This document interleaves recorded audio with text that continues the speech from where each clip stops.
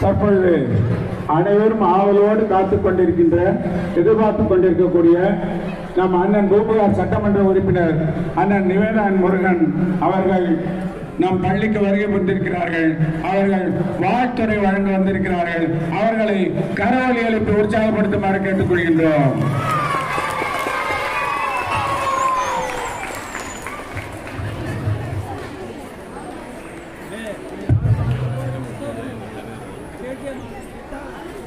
அனைவருக்கும் வணக்கம்.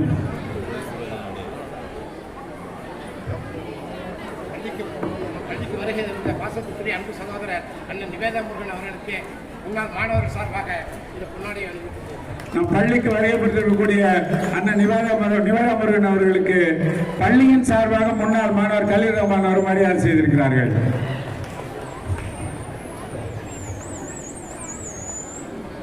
சிறப்பாக நடைபெறுகிற ஓரியண்டல் அரபி மேல்நிலைப் பள்ளியின் முப்பது விழாவிற்கு தலைமையேற்று நடத்தி கொண்டிருக்கிற பள்ளியின் செயலாளர் அல்ஹாஜ் முகமது சாதிக் அவர்களே,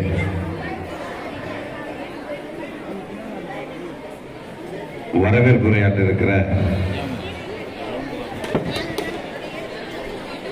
பள்ளியின் தாளாளர் ஜனாப் சலாஹுதீன் அவர்களே, முன்னிலையேற்று நடத்திக் கொண்டிருக்கிற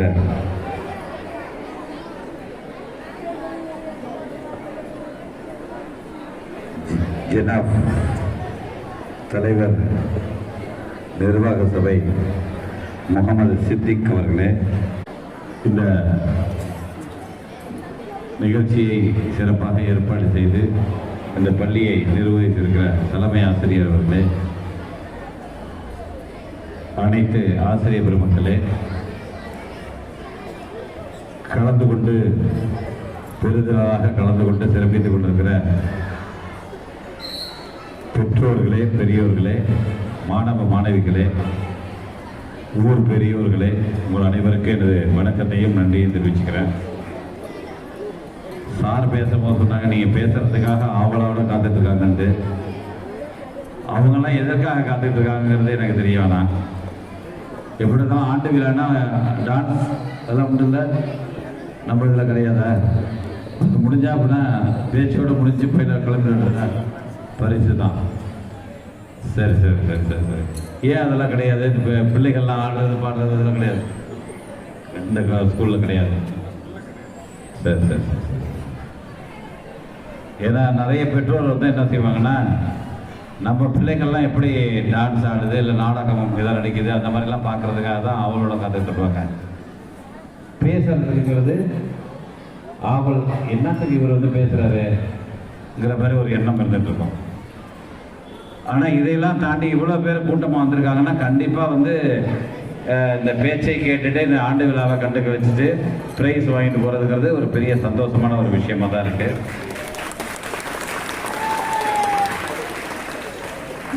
நான் கூட பேச ஆரம்பிக்கிறது பார்த்தோன்னே சார் சொன்னாங்க ஆவலோட தான் காத்துட்டு இருக்காங்க சொன்னபோது எல்லாருமே அவங்கவுங்க பேசிட்டு இருந்தாங்க.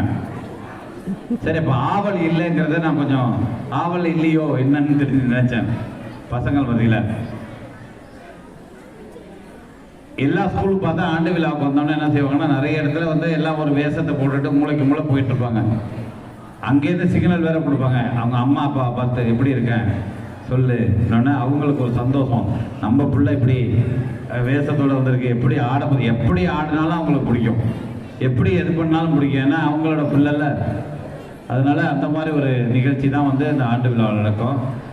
அது அவங்களுக்கு ரொம்ப ரொம்ப சந்தோஷமாக. அது அவங்க மட்டும் வராமல் அவங்க சொந்தக்காரங்க எல்லாரும் கொண்டு வருவாங்க.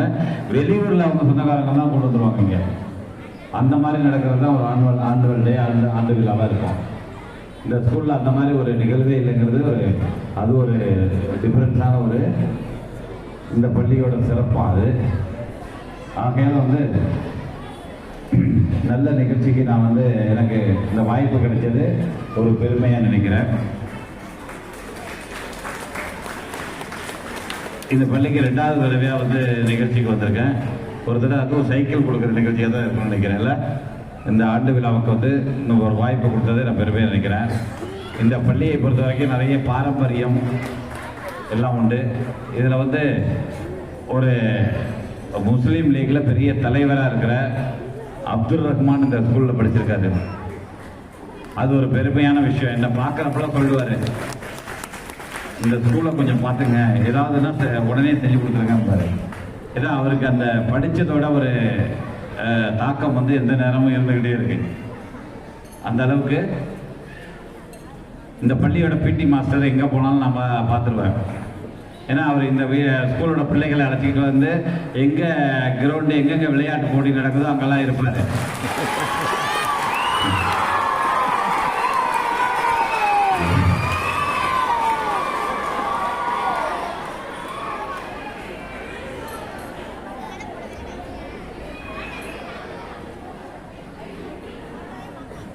அவருக்கு வந்து ஊர் வந்து இந்த ஊர் கிடையாது, வெளியூர்.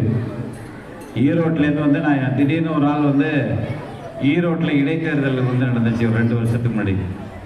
அந்த இடைத்தேர்தலுக்கு போயிட்டு நான் வந்து அவசரமாக ஒரு நைட்டே வந்து கிளம்பி ஒரு சென்னை போகிற மாதிரி இருந்துச்சு. அதெல்லாம் ட்ரெயின் பிடிக்கிறதுக்காக வந்து நிற்கிறேன். திடீர்னு வந்து பேசியிருந்தார், நான் வந்து ஓரியண்டல் ஸ்கூலில் தான் சார் ஒர்க் பண்ணுறேன், இந்த மாதிரி இந்த நிகழ்ச்சிக்கெல்லாம் வந்திருக்கேன், பார்த்துருக்கேன், நம்ம சேர்ந்து பேசியிருக்கோம், அது நான் அந்த மாதிரி லீவு நான் வந்திருக்கேன், திரும்பி வருவேன்னு சொன்னாங்க. அந்த மாதிரி ஒரு பள்ளியில் வந்து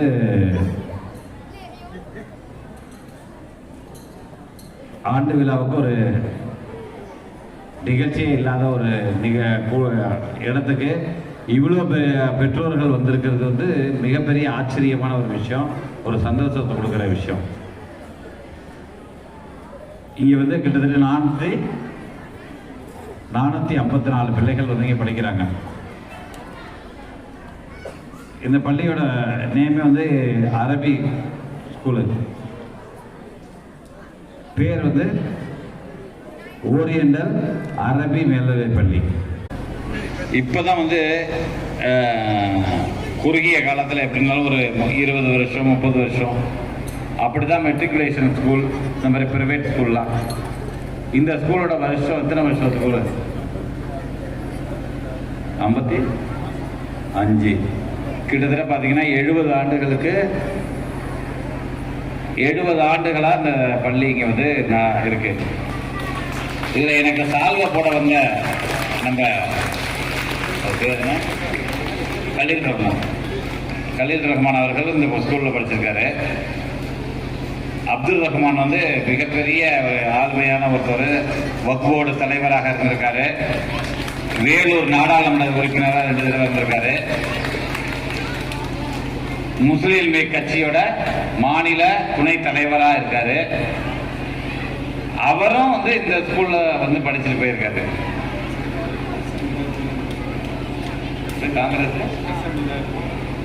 காங்கிரஸ் கட்சியில் இருக்கிற SM இதயத்துல்லா, அவர் ஒரு பேச்சாளர், டிபேட்ல எல்லாம் பேசுவார். அவர் தானே, அவரும் இந்த ஸ்கூல்ல தான் வந்து படிச்சு போயிருக்காரு. அந்த மாதிரி பெரிய வரலாற்றுக்கு சொந்தமான ஒரு ஸ்கூல் தான் வந்து இந்த வந்து ஓரியண்டல் பள்ளி.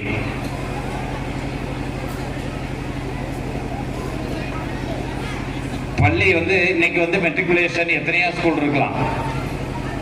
ஆனால் வந்து தமிழ்நாட்டில் வந்து கவர்மெண்ட் பள்ளி இல்லை படித்தவங்க தான் வந்து இது பெரிய பெரிய ஆளாக இருக்காங்க. இன்னைக்கு அப்துல் கலாம் வந்து ஒரு சாதாரண ஒரு கிராமத்தில் உள்ள பள்ளியில் படித்து தான் ஒரு மிகப்பெரிய உலகத்துக்கே உதாரணமான ஒருத்தர் இருந்துட்டு போயிருக்காரு. அது பேர் சுந்தர் பிச்சை. இன்னைக்கு வந்து இதோட CEO, கூகுளோட CEO வந்து சுந்தர் பிச்சை. அவர் வந்து கவர்மெண்ட் ஸ்கூல்ல படிச்சவர் தான். இன்னைக்கு வந்து இவர் நம்ம அப்துல் கலாம் வந்து MIT காலேஜில் வந்து மெட்ராஸில் படிச்சிருக்காரு. அந்த காலேஜில் அவருக்கு சிலையை வச்சிருக்காங்க, முன்னாள் மாணவர். அந்த ஸ்கூலுக்கு அந்த காலேஜுக்கு எவ்வளோ பெரிய பெருமையான ஒரு விஷயம் பாருங்க. அந்த மாதிரி பெரிய பெரிய பெருமைக்கான உரியவர்கள்லாம் சாதாரண ஒரு கிராமத்தில் உள்ள பள்ளியில படிச்சு போனவங்க தான். எங்க படிச்சாலும் சரி படித்த இடம் ஒன்றும் பிரச்சனை கிடையாது. ஆனால் நம்ம எடுத்துக்கிறதுல தான் இருக்குது. அங்கங்கே இருக்கிற டீச்சரில் வந்து ஆசிரியரில் வந்து அங்கே அவங்க பெரிய ஆள் இவங்க சின்ன ஆள்லாம் ஒன்றும் கிடையாது. எல்லாருமே படிச்சுட்டு ஒரே படிப்பு படிச்சுட்டு வந்தவங்க தான். அவங்களோட எண்ணம், அவங்களோட ஒர்க்கு அதுதான் பிரதிபலிக்கிறது. சில ஸ்கூலில் பார்த்தீங்கன்னா ஒரு ஹெட் மாஸ்டர்னு ஒருத்தவங்க இருப்பாங்க. இது இருக்காங்க ஐயா பேர் ஒரு ஹெட் மாஸ்டர்.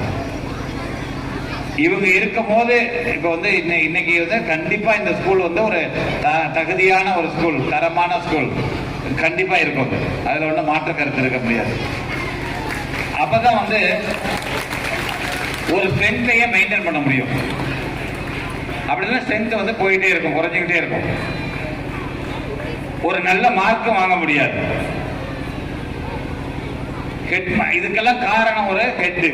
அதுதான் ஹெட் மாஸ்டர் கையிலையும் ஆசிரியர் பெருமை கையிலையும் தான் அந்த அதற்கான பலன் இருக்கும். பொறையாறுல ஒரு நாடாரை ஸ்கூல்னு ஒன்று இருக்கு. அந்த நாடாரை ஸ்கூல் பேர் தான் நாடாரை ஸ்கூலாக இருக்கும். ஆனால் அதில் படித்தவங்க வந்து தமிழ்நாட்டில் எங்கே பார்த்தாலும் இருப்பாங்க. அதில் வந்து ஹாஸ்டல் ஸ்பெஷலிஸ்ட் இதெல்லாம் இருந்துச்சு. அதில் ஒரு எப்படி இருந்தாலும் எனக்கு தெரிஞ்ச ஒரு 40-50 வருஷத்துக்கு முன்னாடி ஒரு ஹெட் மாஸ்டர் இருந்தார். அந்த ஹெட் மாஸ்டரோட பேர் என்னன்னா முத்துசாமி ஐயர்னு பேரு. அவருக்கு இன்னைய வரைக்கும் அவரை பேரு ஒரு ஹெட் மாஸ்டர் இருக்க முடியாதுன்னு வந்து சொல்லுவாங்க. அந்த அளவுக்கு அந்த பள்ளியை வந்து மெயின்டைன் பண்ணியிருக்காரு, வழி நடத்தியிருக்காரு. அவர்கிட்ட படித்தவங்க எல்லாருமே அவரை கொண்டாடுறாங்க இன்னைக்கு வரைக்கும். அடிச்சு உரிச்சு எடுத்துருவாரு. ஆனால் அடிச்சு உரிச்சு எடுத்தவரையே கொண்டாடிட்டு இருக்காங்கன்னா பார்த்துங்க. என்னக்கா அந்த அளவுக்கு திறமையா ஆளுமை தன்மையோட ஒரு வேலையை பார்க்குறவங்க எப்பயுமே அப்படிதான். ஸ்கூலுக்கு தான் எல்லாம். படிப்பை விட முக்கியமான ஒரு விஷயம் என்னன்னா நல்ல பழக்க வழக்கத்தை சொல்லிக் கொடுக்கறது, நல்ல ஒழுக்கத்தை சொல்லிக் கொடுக்கறது. அது இருந்தாலே அது வந்து மற்றதெல்லாம் தானா வரும். எப்பயுமே வந்து நல்லவர்களா இருக்கிறவங்கள்ட்ட வந்து நல்ல குணம் உள்ளவங்கள்ட்ட எல்லாமே வந்து சேர்ந்துருப்பாங்க. அத மாதிரி அதுதான் பள்ளிகளை வந்து நானும் ஒரு சின்ன பள்ளியில ஸ்கூல் வச்சிருக்கேன். அந்த ஸ்கூல்ல வந்து என்ன கூட பேச சொல்லுவாங்க. என்ன பேச சொல்லுவாங்க, இந்த மாதிரி மேடையில பேசுறது கூட பெரிய விஷயம். நாங்களும் இந்த மாதிரி வேற யாராவது கொஞ்சம் பேச சொல்லுவோம். என்ன வருஷத்துல ஒரு நாள் பேசணும்னா மேடையில என்ன பேசுவேன்னா வரவேற்புரை தான் பேச சொல்லுவாங்க. அந்த வரவேற்புரை 2 நிமிஷம் 3 நிமிஷம் பேசுவேன். எல்லாரும் வருக வருக வரவேற்கிறோம். இந்த ஒருத்தவங்க யாரு முக்கியமான அவங்க பேரை சொல்லுவோம், சீஃப் கெஸ்டை சொல்லுவோம், முடிச்சுக்குவோம். இதற்கு முன்னாடி எல்லாம் அந்த ஸ்கூல் ஆரம்பிச்சு 24 வருஷம் ஆகுது. என்ன அதுக்கு முன்னாடி நான் எம்எல்ஏ ஆகிறதுக்கு முன்னாடி அதுக்கு முன்னாடி எல்லாம் ரொம்ப அதிகமாக போவேன். இப்போ ஒரு 10 வருஷம் 12 வருஷம் ரொம்பலாம் போக மாட்டேன். எப்பயாவது கூப்பிட்டு வருஷத்துல ஒரு நாள் கண்டிப்பா ஸ்கூல் ஆரம்பிக்கிறதுக்கு முன்னாடி ஒரு தடவை கூப்பிடுவாங்க. என்னைக்கு டீச்சர்ஸ் வச்சு மீட்டிங் போடலாம், நீங்க வந்துருங்க, நீங்க சொல்றதையும் போடலாமாங்க. இப்பெல்லாம் வந்து கரெக்டா டேட்டு பின்னாடியே கேட்பாங்க, வாங்க என்னைக்கு வரீங்க என்ன சொல்லுங்க. ஏன்னா நான் எந்த நேரமும் பிஸியா இருக்கேன், போயிட்டு அலைஞ்சிக்கிட்டே இருக்கேங்கிறதுனால கேட்பாங்க. நான் சொல்லுவேன் இந்த நேரத்தில் போடலாம், வந்துடுறேன்னு. எல்லா டீச்சர்ஸ் வச்சு ஒரு மீட்டிங் போடுவாங்க. இந்த வருஷத்துல என்ன செய்யலாம் என்ன செய்யலாம் போது அதுக்கு இடையில என்ன பேசினாலும் என் ஒரே ஒரு விஷயம் தான் பேசுவேன். என்ன பேசணும்னு நினைக்கிறீங்க, நம்ம வந்து அதிகம் மார்க் வாங்கணும், அந்த ஸ்கூலோட அதிகமாக வாங்கிடணும், மாநிலத்தில் வாங்கணும், மாவட்டத்தில் வாங்கணுங்கிறதெல்லாம் வந்து சொல்ல மாட்டோம். ஆனால் மார்க்கெல்லாம் வரும், அது ஆட்டோமேட்டிக்காக வந்துகிட்டு தான் இருக்கு. டிஸ்ட்ரிக்ட்லேயும் வருது. ஒருத்தவங்க குறை சொல்லாத அளவுக்கு அதிகமான ஒரு மார்க் வாங்கிட்டு இருப்பாங்க. ஆனால் அப்போ பேசும்போது நம்ம என்ன சொல்லுவோம்னா, பிள்ளைகளை வந்து ஒழுக்கமான பிள்ளைகளாக உருவாக்கணும், நல்ல பழக்க வழக்கத்தை சொல்லிக் கொடுங்க. எது பண்ணாலும் என்ன சொல்லிக் கொடுத்தாலும் தப்பு இல்லாத பண்ணி சொல்லுங்க. ஏன்னா அதிகமா வந்து நம்புறது யாருன்னா அந்த பிள்ளைகள் வந்து ஆசிரியரை மட்டும்தான். இன்னொரு ஆசிரியர் அவங்க பெற்றோரா இருந்தா கூட ஆசிரியர் என்ன சொல்லிக் கொடுத்தாதான் அதுதான் கரெக்ட்னு சொல்லுவாங்க பிள்ளைகள். அந்த அளவுக்கு ஆசிரியர் மேல நம்பிக்கை வச்சிருப்பாங்க. ஏன் நல்ல பழக்கத்தை சொல்லிக் கொடுத்துருக்கேன், ஒழுக்கமான பிள்ளைகளை கொண்டு போங்கன்னு சொல்றதுன்னா, அந்த அதை செஞ்சாலே போதும், ஆட்டோமேட்டிக்கா படிச்சிருவாங்க எல்லாம் பிள்ளைகள்லாம். டிசிப்ளின்ங்கிறது ரொம்ப ரொம்ப பள்ளியில முக்கியமான ஒரு விஷயம். டிசிப்ளினை வந்து சொல்லிக் கொடுத்துக்கிட்டு எந்த நேரம் பார்த்தாலும் நல்ல பழக்கம் ஒழுக்கத்தை சொல்லிக் கொடுக்கும் போது படிப்பு வந்து தானாக வந்துக்கிட்டு இருக்கும். அதுக்கு தான் நம்ம சொல்கிறது. அப்புறம் வந்து பிள்ளைகளை போய் அதிகமாக சேர்க்கறதுக்கு என்ன வழிங்கிறது, அப்புறம் அதை வந்து போய் கூட்டுவாங்க, அதெல்லாம் நம்ம சொல்லிக் கொடுக்க மாட்டோம். யாரையும் போய் கூப்பிடக்கூடாது. எல்கேஜியில் பிள்ளைங்களை போய் கூப்பிட்டு வர்றது, அதிகமாக சேர்க்கறதுங்கிறதுலாம் அந்த கிடையாது. அதெல்லாம் வந்து நம்மளை தேடி வரணும். அந்த தேடி வர்ற அளவுக்கு ஸ்கூலை நடத்துங்கிறது தான் நம்மளோட வேலையாக இருக்கும். ஆகையால அந்த மாதிரி நம்ம பள்ளியில் வந்து நம்மளை வந்து தேடி வந்து அவங்க சேரணுங்கிற அளவுக்கு நம்ம பிள்ளை டீச்சர்ஸ் அவங்கள உருவாக்கணும். அவ்வளோதான். அந்த மாதிரி தான் நம்ம பேசுவோம். நம்ம பள்ளியில் வந்து எத்தனை ஸ்டூடெண்ட் இருக்காங்கன்னா 1300 பேர் படிக்கிறாங்க. ஆகையால வந்து இந்த அது வந்து எல்கேஜிலேருந்து இருப்பாங்க. இங்கே வந்து 5th தான் இருக்காங்க, 6th தான் இருக்காங்க. இந்த 6th 12th வரைக்கும் 400 பிள்ளைங்கள இந்த அதுவும் 8th ஒரு ஸ்கூல், பக்கத்தில் ஒரு ஸ்கூலு, சுற்றி ஸ்கூலு, அதுக்கப்புறம் மெட்ரிகுலேஷன் ஸ்கூல் குறுக்க இதெல்லாம் இருக்கிற ஒரு பள்ளியில் 400 பிள்ளைங்களை வந்து வச்சிருக்காங்கன்னா கண்டிப்பாக வந்து இந்த பள்ளியை கண்டிப்பாக பாராட்ட தான் செய்யணும்னு நான் சொல்ல கடமைப்பட்டேன். இதை வந்து ஊக்கப்படுத்துறதுங்கிறது எந்த இடத்துலன்னா அதிகமாக மார்க் வாங்குறோம், ஊக்கப்படுத்துங்க. நான் எங்கே போனாலும், எங்கே ஸ்போர்ட்ஸ் டே நடந்தாலும் சரி, எந்தெந்த இடத்துல மாவட்ட அளவில் ஸ்போர்ட்ஸ் நடந்தாலும் சரி, இல்லை வட்டார அளவில் நடந்தாலும் ஓரியண்டல் பள்ளி அங்கே இருக்கும். நம்ம பிடி வாத்தியாரும் அங்கே இருப்பார். ஏன்னா எல்லா பிடி சாரும் வருஷத்தில் நின்றுவாங்க நம்ம வர்றப்ப. அப்போ எனக்கு எந்தெந்த ஸ்கூல் பிடி வாத்தியார் எங்கெங்கே இருக்காங்க, என்ன செய்கிறாங்க, எல்லாரையும் எனக்கு தெரியும். அந்த பழக்கம் இருக்கிறதுனால தொடர்ந்து நம்ம எதையும் வந்து அவாய்ட் பண்றதில்ல, போகாத இருக்கிறதில்ல. அதுல ஒரு ஏன்னா அங்க வந்து பேசினாலும் வந்து ஆகையால வந்து படிப்பு வந்து இந்த காலத்துல ரொம்ப ரொம்ப முக்கியமான ஒரு விஷயம். பணம் கூட வந்தாலும் வந்து குறைவா இருந்தா கூட பிரச்சனை இல்லை, படிக்கணும் நிறையங்கிறது தான் ஒரு முக்கியமான விஷயம். அந்த காலத்துல வந்து முஸ்லீம் சமுதாய மக்கள் நிறைய உள்ள ஊர், அதுவும் முஸ்லீம் ஸ்கூலு. படிக்காதே போய் பெரிய பணக்காரர், பெரிய ஆளா இருந்தாங்க. வெளிநாடு போய் படிப்பெல்லாம் கிடையாது, ஒன்றும் எல்லாம் கட்டுமரத்தில் அந்த காலத்தில் போயிருப்பாங்க, அவங்க பிள்ளைகள் போயிருப்பாங்க, அவங்களும் படிச்சிருக்க மாட்டாங்க. படிப்பு ரொம்ப கம்மியா இருக்கும், பெரிய செல்வந்தர்களாக இருப்பாங்க. இந்த காலத்துல அது நடக்காது.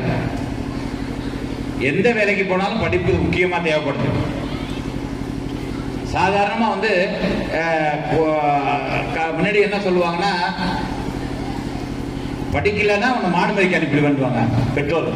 சாதாரணமா சொல்லுவாங்க ஈஸியா. அது வந்து அவங்க ரொட்டீனா உள்ள இந்த ஊருக்கு இந்த இடத்துக்குன்னு சொல்ல, எல்லா ஊர்லயும் வந்து கிராமத்தில் உள்ள ஸ்கூல்ல சொல்றது என்னன்னா, பெற்றோர் பண்ண சொல்றது, நீ சரியா படிக்கலன்னா மாடு மேய்க்க தான் போகணும்பாங்க. அது வந்து அவங்க வாயில வர்ற வேகமான வார்த்தை அது. ஆனால் மாடு மேய்க்கிறது கூட தப்பு கிடையாது. மாடு மேய்க்கிறதுக்கும் படிப்பு தேவைப்படுது. இப்ப அதுதான் ஒரு விஷயம் தெரிஞ்சுங்க. மாடு மேய்க்கிறதுனாலும் அதுக்கு படிப்பு தேவைப்படணும்.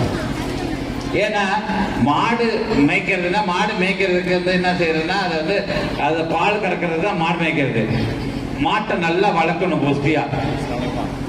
அதை எந்தெந்த மாட்டை விற்கலாம், எந்தெந்த மாட்டை பால் கறக்க வைக்கலாம் டிசைட் பண்ணணும். ஒண்ணு. ரெண்டாவது, மாடு மேய்க்கிறதுல பால் அதிகமா கறக்கணும்னாலும் அதுக்கு டெக்னாலஜி தேவைப்படுது. இப்ப ஏன்னா எப்படி எல்லாம் மக்களுக்கெல்லாம் மனிதர்களுக்கெல்லாம் கவுடு சூடாயிடுச்சோ, அது மாதிரி மாடும் கொஞ்சம் கவுடு சூடாயிடுச்சு.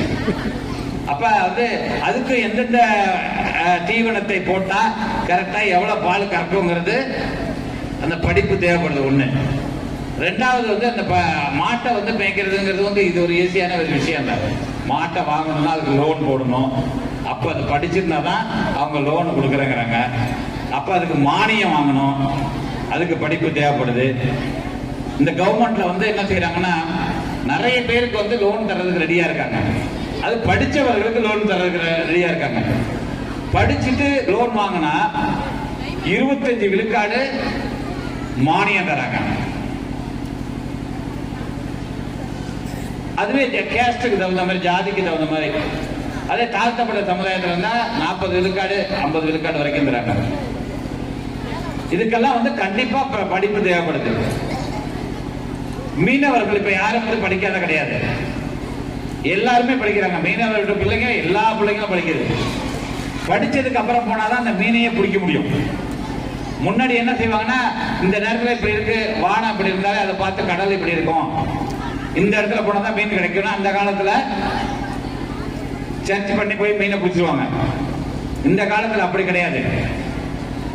எந்த இடத்துல மீன் இருக்குன்னு ஒரு கருவி இருக்கு, அதை விட்டு பார்த்து, அதுக்கப்புறம் வாக்கி டாக்கி இருக்கு, அதுக்கப்புறம் திசை காட்டுற இது கருவி இருக்கு. எல்லாத்துக்கும் வந்து படிப்பு தேவைப்படுது. அப்பதான் மீனையும் பிடிக்கிறதுக்கும் இந்த படிப்பு கண்டிப்பா தேவைப்படுது. ஆகையால படிக்காத ஒண்ணுமே செய்ய முடியாது. கடந்த காலத்துல பாத்தீங்கன்னா பிள்ளைகளை வந்து முஸ்லீம் பிள்ளைகள் இங்க நிறைய இருக்கிறதுனால சொல்றதுனாக்கா நிறைய பேரை படிக்க வைக்க மாட்டாங்க. படிக்க வைக்கிறதுக்கு பொம்பளை பிள்ளைங்களுக்கு வந்து வயசு வரம்பு என்னன்னா 6ஆவதா 7ஆவதா 8ஆவதாங்கிறத டிஸ்கஸ் தான் வீட்டில் நடந்துகிட்டே இருக்கும். இப்ப அப்படி கிடையாது. எல்லா பிள்ளைகளையும் படிக்கணுங்கிறத ஒரு முடிவு பண்ணிட்டாங்க. அது ஒரு போற்றக்கூடிய ஒரு விஷயம். அதனால பாத்தீங்கன்னா இன்னைக்கு எல்லா பிள்ளைகளும் காலேஜை தொட்டுறது, காலேஜ் போயிடுது. பையன்களும் பின்னாடி எல்லாம் வந்து படிக்காதவங்க நிறைய பேர் போய் வெளிநாட்டுல வேலை பார்த்துட்டு இருந்தாங்க. இப்ப படிச்சாதான் வந்து வெளிநாட்டுல போனா நல்ல இடத்துல ஒரு நல்ல கம்பெனில வேலை பார்க்க முடியும், அங்க உள்ள தொழிலையும் பார்க்க முடியும். அந்த மாதிரி ஒரு விஷயம் ஆயிடுது. அதனால வந்து ஒரு முக்கியமான ஒரு விஷயம் என்னன்னா, படிக்கணும் எல்லாரும். மனிதனுக்கு எப்படி ஸ்டெடியா நிக்கிறதுக்கு ஒரு முதுகெலும்பு தேவையோ அது மாதிரி அதுக்கு கண்டிப்பா படிப்பு தேவையா இருக்கு.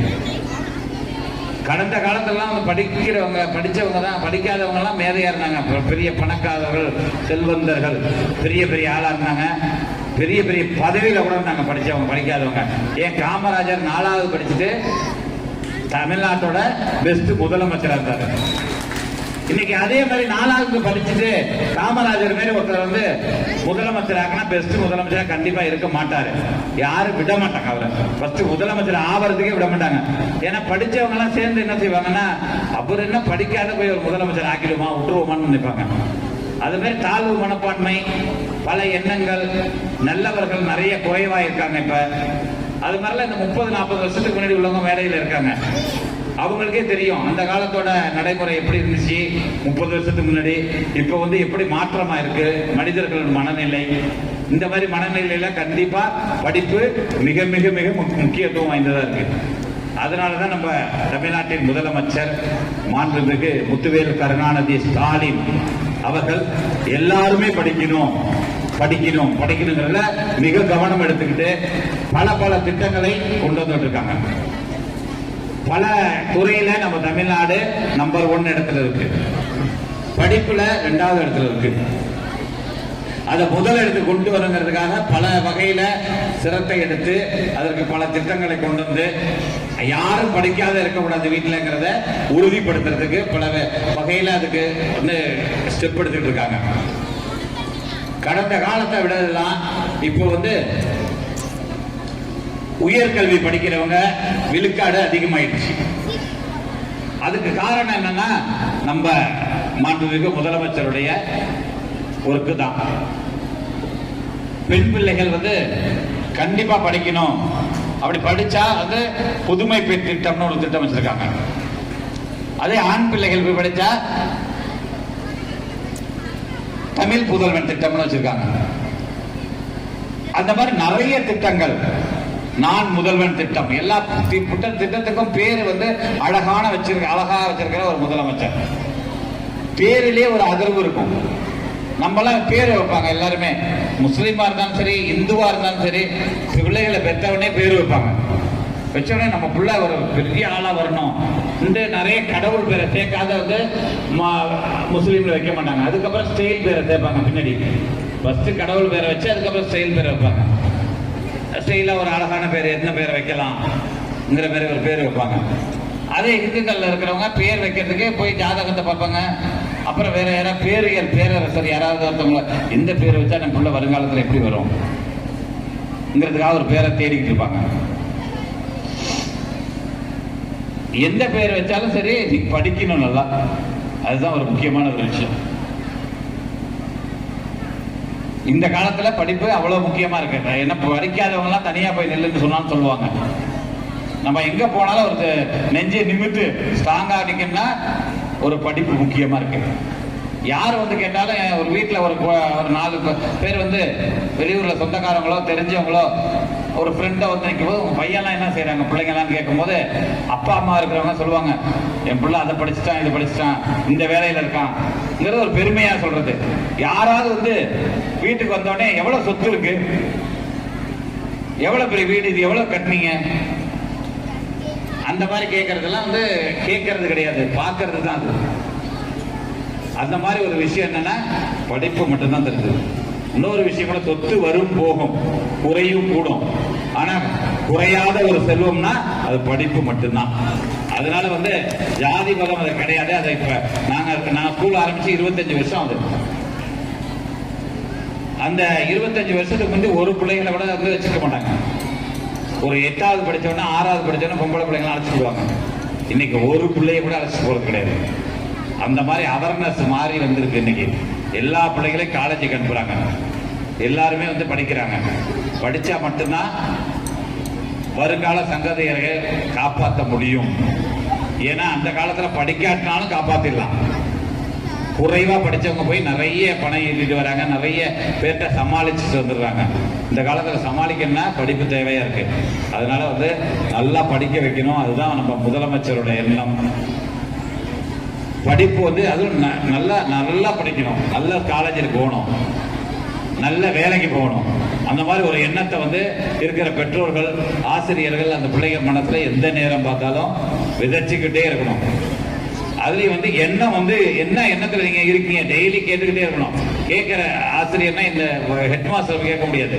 ஒவ்வொரு கிளாஸ் டீச்சரும் கண்டிப்பா அவங்களை வந்து நீங்க என்ன பண்ண போறீங்க என்ன பண்ண போறீங்க என்ன பண்றீங்க அவங்க ஆழமான ஒரு விதையை விதைச்சு வளர்த்துக்கிட்டே வரணும். ஏன் அப்படின்னா அவங்களுக்கு வந்து இந்த எண்ணத்தை நிறைய ஊட்டுறப்பதான் அவங்க ஆஹா அப்படியே நம்ம ஆயுள் காட்டணும்ங்கிற ஒரு எண்ணம் வந்துடும். இப்ப அதுக்காக வந்து அவங்க அதுக்கு என்ன செய்யணும், நல்லா படிக்கணும். ஆகையால வந்து அதெல்லாம் வந்து எப்பயுமே வந்து யாருமே வந்து சும்மா வந்து யாராவது ஒரு பிள்ளை 2 பிள்ளை தான் வந்து சாதாரண படிச்சுட்டு போயிடும். பாக்கி எல்லாமே வந்து எண்ணத்தோட கொண்டு போயிட்டு இருக்கணும். அந்த எண்ணம் இல்லாதவர்கள் அவருதான் வீட்டில் கேட்பாங்க, பிள்ளை இப்படி டாக்டர் ஆக்கணும் டாக்டர் ஆக்கணும் டாக்டர் ஆக்கணும் டாக்டர் தூங்குறதுல எழுந்திரிக்க சொல்லிக்கிட்டே இருப்பாங்க. அது ஆக முடியலங்கிறது நமக்கு பிரச்சனை கிடையாது. ஏதோ ஒரு எய்மோட போயிட்டு இருக்கப்பதான் ஒரு இடத்தை பிடிக்க முடியும். இப்ப நானா வந்து இங்க பேசிட்டு இருக்கிறது எனக்கு ரொம்ப பெருமையான ஒரு விஷயம் இந்த இடத்துல வந்து பேசுறது. ஏன்னா நான் ஒன்றும் பெரிய ஆளா கிடையாது, சாதாரண ஒரு ஆளா இருந்து ஒரு ஏழை குடும்பத்துல பிறந்து எல்லாத்துக்கும் கஷ்டப்பட்டு ஒரு உழைப்பாளா இந்த இடத்துக்கு வந்திருக்கேன். அதுக்கு நான் வந்து என்ன செஞ்சேங்கிறதெல்லாம் வந்து சொல்லணும்னாக்கா ரொம்ப நேரம் ஆகிட்டே இருக்கும். இதுக்கெல்லாம் வந்து காரணம் வந்து ஒரு எய்ம், இந்த எய்மோட போறது இப்படிதான் இருக்கணும்ங்கிறது போறது. நானும் ஒரு வெளிநாட்டுல போய் சம்பாரிச்சு இங்க வந்து தொழிலெல்லாம் பண்ணி அதுக்கப்புறம் வந்து இந்த அரசியல்ல வந்து அதுலயும் வந்து கரெக்டான ஒரு உழைப்பு வந்து ஒரு உண்மையான எதிர போனாலும் ஒரு உண்மையான உழைப்பு ஒரு இதுதான் செய்ய போறப்ப அது ஈஸியா இருக்கும். அந்த மாதிரி வந்ததுதான் நான். அதனால நீங்களும் வந்து ஒரு யாரா இருந்தாலும் சரி ஒரு எண்ணம் வந்து ஸ்ட்ரைட்டா இருக்கணும், கோணையெல்லாம் இருக்கக்கூடாது. கோணையா இருக்கிறவங்க சாதிக்க முடியாது. கோணை மீன்ஸ் என்ன, இது முடியுமாங்கிறவங்களால ஒன்றும் பண்ண முடியாது. முடிக்கிறோம், முடிச்சு காட்டுறோம், இதுதான் நம்மளோட எய்ம். அந்த எண்ணத்திலே போறப்ப ரொம்ப ஈஸியா இருக்கும். அதனால வந்து இந்த இடத்தை பிடிக்கிறதுக்கு வந்து ஏழை பணக்காரவங்க ஜாதி மதம் எதுவுமே கிடையாது. நம்ம எண்ணம் வந்து நல்லா இருக்கணும். இன்னொரு விஷயத்த நான் சொல்ல கடமைப்பட்டிருக்கேன், நல்லவர் பிள்ளைகளா இருக்கணும். எப்பயுமே ஒரே ஒரு எண்ணம் இருந்திருக்கும், யாருக்கும் கெட்ட பேர் வாங்கக்கூடாதுங்கிறத எப்பயுமே மனசுல வச்சுக்கிட்டு இருக்கணும். உங்க எண்ணத்திலே அது ஒரு விஷயம் இருக்கணும், யாருக்கும் கெட்ட பேர் வாங்கக்கூடாது, நம்மளை எல்லாம் பாராட்டணும்ங்கிற எண்ணம் இருந்துகிட்டே இருக்கணும். அப்பதான் வாழ்க்கையில மேல வர முடியும். கெட்ட பிள்ளையா இருந்தா எப்படி வர முடியும்? டெய்லி யாருக்கா கெடுதல் பண்ணிட்டு எப்படி இருக்கணும்? டெய்லி இன்னொரு விஷயத்தையும் யோசிக்கணும், டெய்லி யாருக்காவது நல்லது பண்ணிக்கிட்டே இருக்கணும். நல்லதுதான் நாங்க என்ன பண்றது, காசு கொடுக்கணுமா, அதெல்லாம் கிடையாது. உதவிங்கிறது செஞ்சாலே போதும், நல்லது செய்யணுங்கிற எண்ணம் இருந்துகிட்டே இருந்தா போதும். நம்ம ஃபர்ஸ்ட் மார்க் வாங்கணும்னு நினைக்கணும். அதனால காப்பி அடிக்க வேண்டியதில்லை, யாரையும் கெடுக்கக்கூடாது, நல்லா படிக்கணும். பக்கத்தில் இருக்கவங்க கூட பழகிட்டே இருக்கலாம், ஆனா அவங்கள விட மார்க் வாங்கணுங்கிற எண்ணம் இருக்கணும். இதுதான் செய்தி. நிறைய பேசிக்கிட்டே இருக்க போல இருக்கு, யாருக்கும் பிடிக்கிறத தெரியாது, இருந்தாலும் எல்லாரும் மேல வரணும், இதுதான் செய்தி. அதனால நான் வந்து இந்த இடத்துக்கு வந்தது ஒரே ஒரு விஷயம் தான், உழைப்பு, அதுலேயும் உண்மையான உழைப்பு, இதுதான் செய்தி. ஆகையால வந்து எனக்கு இந்த ஸ்கூலுக்கு வந்து இந்த மாதிரி ஒரு வாய்ப்பு கிடைத்தது ரொம்ப பெருமையா நான் பார்க்கிறேன். இந்த பள்ளியோட நிர்வாகத்துக்கும் இங்க இருக்கிற பெற்றோர்கள் பெரியவர்கள் எல்லாருக்கும் நான் நன்றியை சொல்றேன். வந்து நம்ம மாவட்டம் வந்து கல்வியில வந்து மொத்தம் 38 மாவட்டம் இருக்கு தமிழ்நாட்டில். போன வருஷம் வரைக்கும் 34வது இடத்துல இருக்கு நம்ம மாவட்டத்தோட விழுக்காடு, கல்வி விழுக்காடு. இந்த வருஷம் 23வது இடத்துல இருக்கு. அதனால நான் வந்து என்ன செய்யிருக்கேன்னா,